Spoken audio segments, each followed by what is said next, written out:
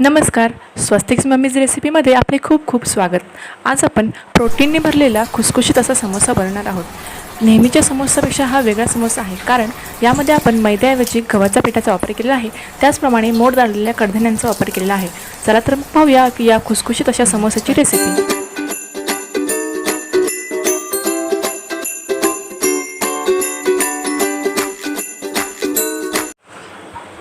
इथे मी 2 वाट्या गव्हाचं पीठ स्वच्छ चाळून घेतलेलं आहे.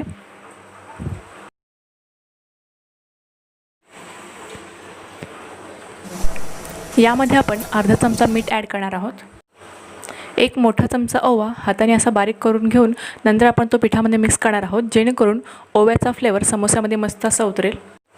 आता आपण हे सगळं व्यवस्थित मिक्स करून घेऊयात. आता आपण यामध्ये 2 मोठे चमचे गरम तेलाचे मोहन घालणार आहोत. तेल एकदम कडकडीत तापवून घ्यायचं नाही आहे. गरम तेलाचं मोहन घातल्यामुळे हे समोसे अत्यंत खुसखुशीत होतात. तेलामध्ये हे पीठ आपण व्यवस्थित असं मळून घेणार आहोत.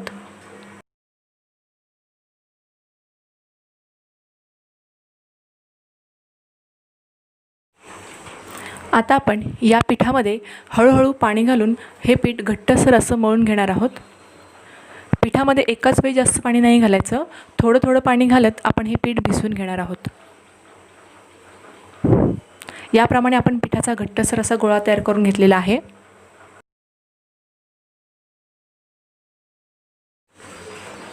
थोडंसं तेल टाकून अजून 2 मिनटे आपण हे पीठ व्यवस्थित असं मळून घेणार आहोत. यानंतर 15 ते 20 मिनटं हे पीठ आपण व्यवस्थित झाकून ठेवणार आहोत, जेणेकरून आपले समोसे चांगले खुसखुशीत होतील. गॅसवर मी पॅन गरम करत ठेवला आहे. यामध्ये आपण 2 मोठे चमचे तेल घेणार आहोत. तेल व्यवस्थित तापल्यानंतर 1 चमचा मोहरी, 1 मध्यम आकाराचा कांदा यामध्ये आपण फ्राय करून घेणार आहोत. आता आपण यामध्ये 1 चमचा आलं लसूण पेस्ट टाकणार आहोत.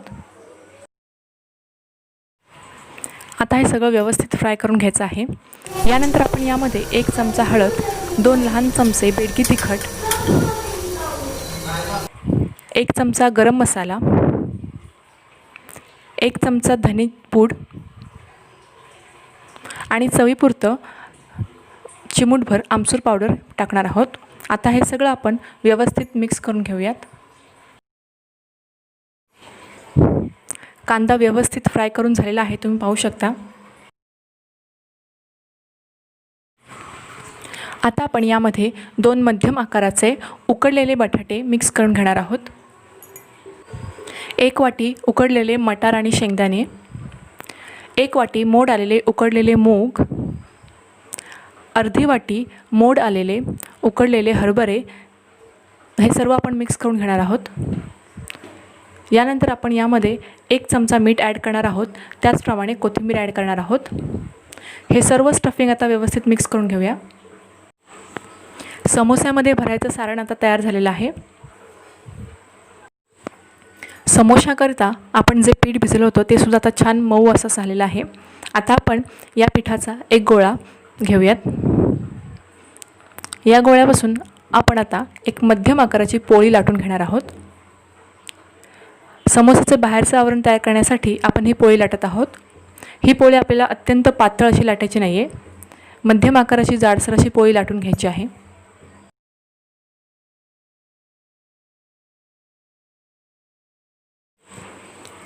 आता आपण या पोळीचे 2 भाग करून घेणार आहोत. याप्रमाणे आपण समोसाच्या बाहेरच्या आवरणासाठी ही पोळी तयार करून घेतलेली आहे.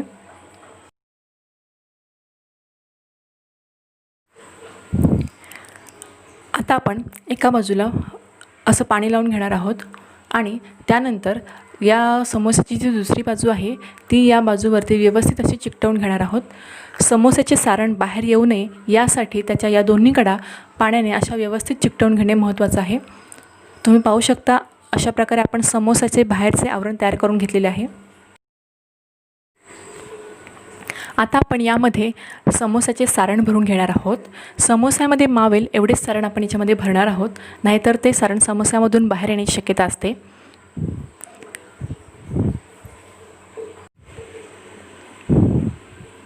यानंतर आपण समोसाच्या ज्या कडा आहेत त्या कडांना पाणी लावून घेणार आहोत.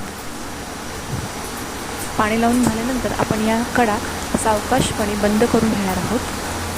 समोसाच्या ज्या कडा आहेत त्या व्यवस्थित पॅक करणं हे खूप गरजेचं असतं, अन्यथा समोसे तेलामध्ये टाकल्यानंतर त्यामधून सारण बाहेर येण्याची शक्यता असते. अशा प्रकारे मी इथे हा समोसा तयार करून घेतलेला आहे.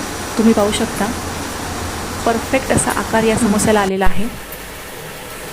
याचप्रमाणे आपण दुसरा समोसा देखील तयार करून घेणार आहोत.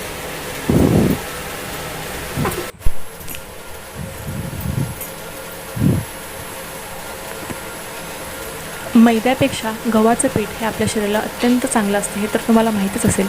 त्यामुळे याच गव्हाच्या पिठापासून तयार केलेले हे समोसे अत्यंत हेल्दी आहेत. त्याचप्रमाणे याच्यामध्ये भरपूर असे प्रोटीन आहेत. याप्रमाणे मी सर्व समोसे तयार करून घेतलेले आहेत.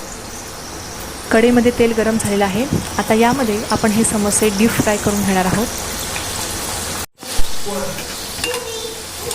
तुम्ही पाहू शकता हा समोसा आता मस्त असा गोल्डन ब्राऊन झालेला आहे. मध्यम आचेवरती आपल्याला हे समोसे डीप फ्राय करून घ्यायचे आहेत. आता हा समोसा ऑलमोस्ट रेडी आहे. कढईच्या एका बाजूला अशा रीतीने आपण यातील एक्स्ट्रा तेल काढून घेणार आहोत. याचप्रमाणे आपण बाकीचे सर्व समोसे तेलामध्ये डीप फ्राय करून घेणार आहोत. चिंच गुळाच्या चटणीसोबत तुम्ही हे समोसे सर्व करू शकता किंवा तुम्ही पुदिन्याची चटणीसुद्धा वापरू शकता. तर आजच ही रेसिपी ट्राय करा आणि कमेंट बॉक्समध्ये मला कमेंट पाठवा. धन्यवाद.